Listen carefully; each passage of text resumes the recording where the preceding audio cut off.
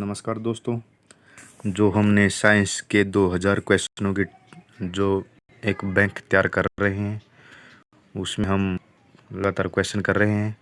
अगर आपको वीडियो अच्छी लगती है तो चैनल सब्सक्राइब करें, लाइक करें और शेयर करें।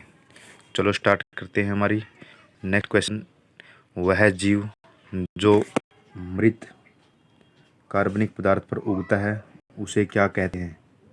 जो मृत कार्बनिक पदार्थ पर उगता है उसे क्या कहते हैं? पहला ऑप्शन है सेपोरोफाइट, बी ऑप्शन है पैरासाइट, सी ऑप्शन है सेप्रोफाइट और डी ऑप्शन है एपीफाइट।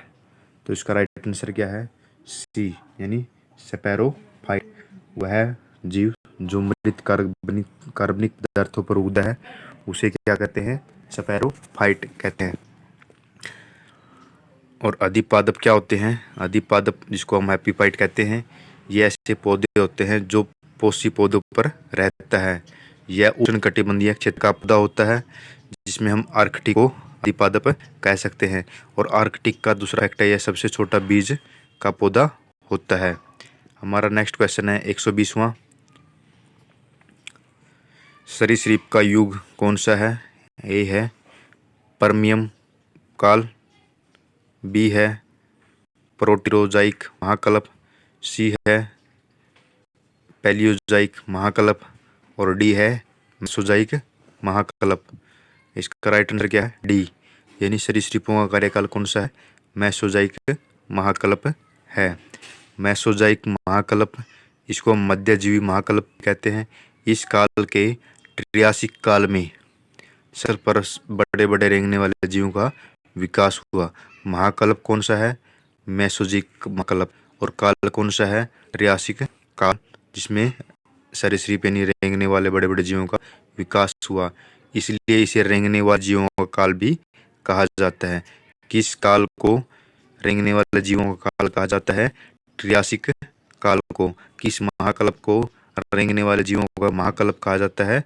मेसोजोइक महाकल्प। हमारा नेक्स्ट क्वेश्चन है 121वां,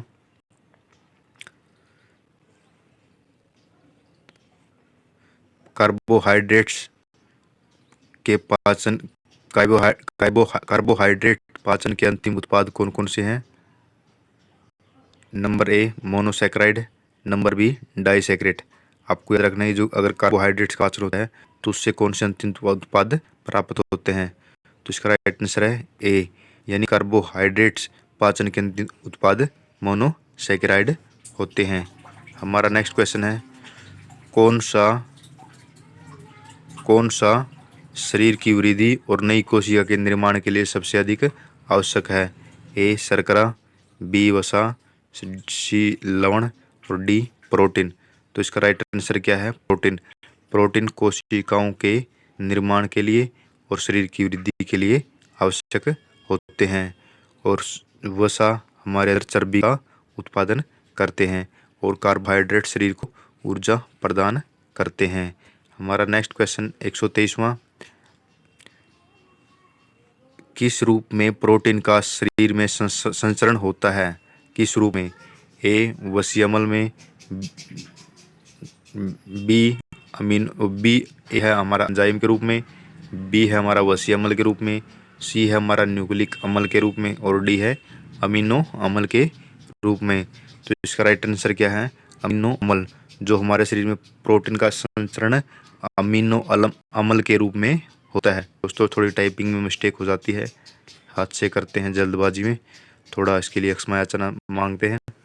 हमारा नेक्स्ट क्वेश्चन है 124वां, शरीर में यूरिया का संश्लेषण कहाँ पर होता है? ए ऑप्शन है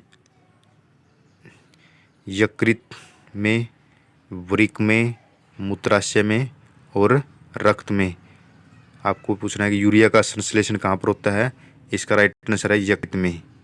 अब ऑप्शन जो भी लिखा है वो आप देख सकते हैं। शरीर में यूरिया का संश्लेषण यानी लीवर या यकृत में होता है। और पीत का संश्लेषण कहाँ पर होता है? वो भी यकृत में ही होता है। दूसरा फैक्ट भी आपको याद रखना है।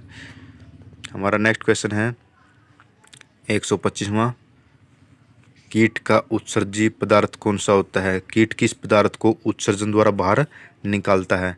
A urea, B alanine, C uric acid और डी अमोनिया।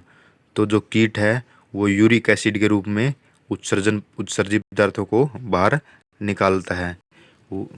वैसे कीट का उत्सर्जित पदार्थ यूरिक एसिड है। वैसे जीव जो उत्सर्जित पदार्थ के रूप में यूरिक एसिड निकालता है उसे यूरिकोटैलिक कहते हैं। जैसे छिपकली, सांप, पक्षी आदि क्या है, ये जो उत्सर्जित पदार्थ को यूरिक एसिड के रूप में बाहर निकालता है। नेक्स्ट क्वेश्चन हमारा 126वां। सभी कीट किस प्रकार के होते हैं? ए ऑप्शन है एमोलिटिक। ए ऑप्शन क्या है? एमोनोटेलिक। और बी ऑप्शन क्या है हमारा? यूरिकोटेलिक।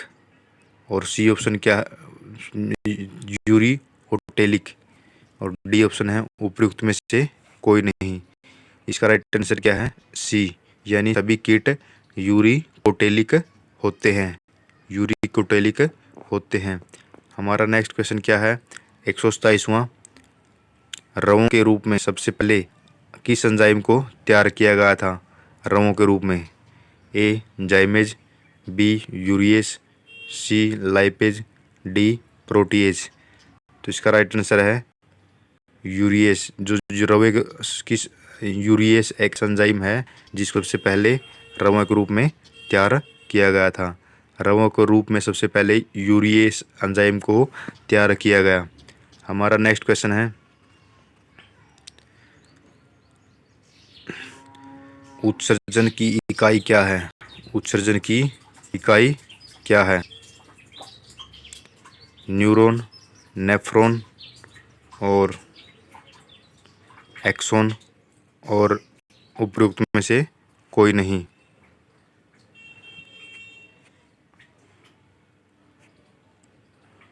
उत्सर्जन की इकाई नेफ्रॉन होती है। किडनी उत्सर्जन अंग है और इसकी इकाई क्या है? नेफ्रॉन। और इसी प्रकार तंत्रिका तंत्र की इकाई न्यूरॉन होती है। तंत्रिका तंत्र की इकाई क्या होती है? न्यूरॉन।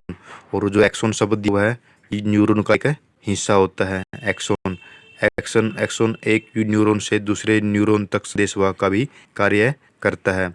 एक्सॉन क्या होता है? न्यूरॉन का हिस्सा होता है। और न्यूरॉन क्या होता है? तंत्रिका तंत्र की इकाई होती है। एक्सॉन ही एक न्यूरॉन से दूसरे न्यूरॉन तक संदेश वाहक का कार्य करता है। उत्सर्जन तंत्र की इकाई क्या है? नेफ्रॉन। आपको डिफरेंस याद रखना है न्यूरॉन में और नेफ्रॉन में। दोस्तों अगर आपको मेरा प्रयास अच्छा लग रहा है तो प्लीज़ चैनल को सब्सक्राइब करें मोटिवेशन के लिए। नेक्स्ट 129वां क्वेश्चन हमारा, वृक्क की खराबी के कारण रक्त में यूरिया की मात्रा बढ़ने को क्या कहते हैं? अगर किडनी खराब हो जाती है और शरीर में यूरिया की मात्रा, रक्त में से यूरिया की मात्रा बढ़ने लगती है उसको क्या कहते हैं? यूरेमिया, एनुरिया, यूरोकोमिया और उपयुक्त सभी। तो इसका राइट आंसर है ए, यानी यूरेमिया। अगर रक्त में यूरिया की मात्रा बढ़ने लगती है उसको यूरेमिया कहते हैं। वेरी डेंजरस बीमारी है। नेक्स्ट क्वेश्चन हमारा 130वां। पक्षी होते हैं, पक्षी क्या होते हैं? एमोनोटिलिक, यूरिकोटिलिक, यूरिओटिक, उपयुक्त में से कोई नहीं। पक्षी यूरिकोटिलिक होते हैं। इसका राइट आंसर क्या है? यूरिकोटिलिक होते हैं। पक्षी क्या होते हैं? यूरिकोटिलिक होते हैं। वैसे जीव जो यूरिन द्वारा यूरिक एसिड निकालते हैं उसके यूरिकोटिलिक कहते हैं। इसमें छिपकली, सांप और सरीसृप होते हैं। हमारा नेक्स्ट क्वेश्चन है मनुष्य के वृक्क में पथरी बनती है। मनुष्य के वृक्क में पथरी बनती है वसा के ब्लॉकेज के कारण, वृक्क में बालू के कणों के कारण, वृक्क में प्रोटीन्स के लोकलाइजेशन के कारण और वृक्क के पेल्विस में ऑक्जेलेट जैसे लवण के क्रिस्टल के कारण। तो इसका राइट आंसर है हमारा वृक्क के पेल्विस में ऑक्जेलेट जैसे लवण के क्रिस्टल से शरीर में पथरी बनती है।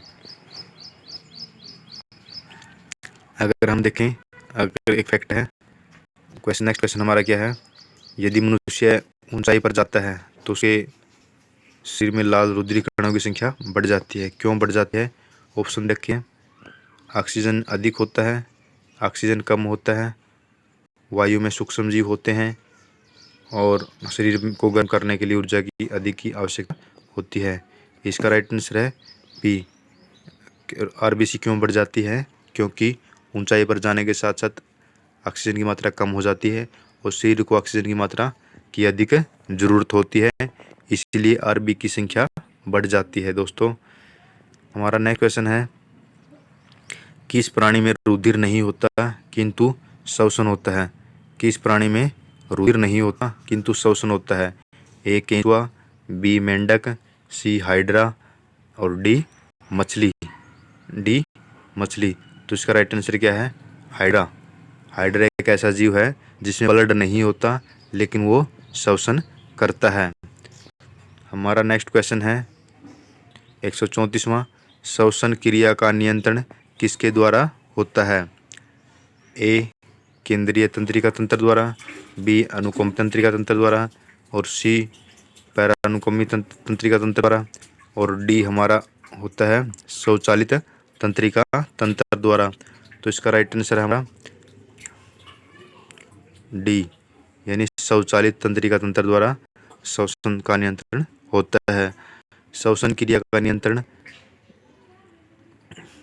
स्वचालित ऑटोनोमिक नर्वस सिस्टम द्वारा होता है। स्वचालित तंत्रिका तंत्र कुछ मस्तिष्क और कुछ मेरुरज्जु तंत्रिका का बना होता है। हमारा नेक्स्ट क्वेश्चन, तंत्रिका तंत्र का वह भाग जो संपूर्ण शरीर और तंत्रिका तंत्र पर नियंत्रण रखता है उसको केंद्रीय तंत्रिका तंत्र कहते हैं। इसमें दो भाग होते हैं, मस्तिष्क और मेरुरज्जु। केंद्रीय तंत्रिका तंत्र में कितने भाग होते हैं? दो भाग होते हैं, मस्तिष्क और मेरुरज्जु। हमारा दूसरा तंत्रिका तंत्र है पैरा अनुकंपी तंत्रिका तंत्र। यह उन सभी अंगों को नर्व सप्लाई करता है। यह आंख की पुतली को सिकोड़ता है। यह स्वदेश ग्रंथियों से स्वदेशी जो संवेदी ग्रंथियों से स्वदेश की वजह से संवेदी करें आप इसको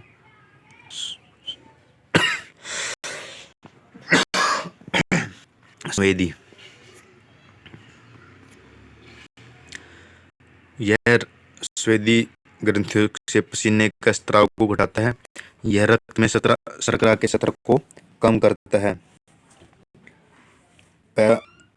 और नेक्स्ट हमारा तंत्रिका तंत्र कौन सा है? अनुकंपी तंत्रिका तंत्र। यह आंख की पुतलियों को फैलाता है। देखो, एक पैरा अनुकंपी थी, ये आंख की पुतलियों को सिकोड़ता है, ठीक, और अनुकंपी ये क्या करता है? आंख की पुतलियों को फैलाता है। अनुकंपी फैलाता है और पैरा अनुकंपी सिकोड़ता है। यह स्वेद पसीने से के स्त्राव को बढ़ाता है। यह शर्करा रक्त में शर्करा के स्तर को बढ़ाता है। और नेक्स्ट क्वेश्चन हमारा 135वां और इस वीडियो का लास्ट क्वेश्चन है। अगले वीडियो में हम नेक्स्ट क्वेश्चन करेंगे। सांस लेने में ऐच्छिक विषयों के लिए इम्पल्स प्रारंभ होता है। सांस लेने में ऐच्छिक विषयों के लिए इम्पल्स प्रारंभ होता है मेंडुला से। दूसरा ऑप्शन है बी सेरिब्रम से, सी स्पाइनल कॉर्ड से और डी वेगस तंत्रिका से। इसका राइट आंसर ए, सांस लेने के लिए ऐच्छिक विषयों के लिए इम्पल्स का प्रारंभ होता है मेंडुला से। कहाँ से? मेंडुला से। दोस्तों धन्यवाद। अगर आपको वीडियो अच्छी लगती है तो चैनल को सब्सक्राइब करें। अगर कोई सुझाव है तो कमेंट बॉक्स में लिखें, लाइक भी करें, दोस्तों को शेयर भी करें। धन्यवाद दोस्तों।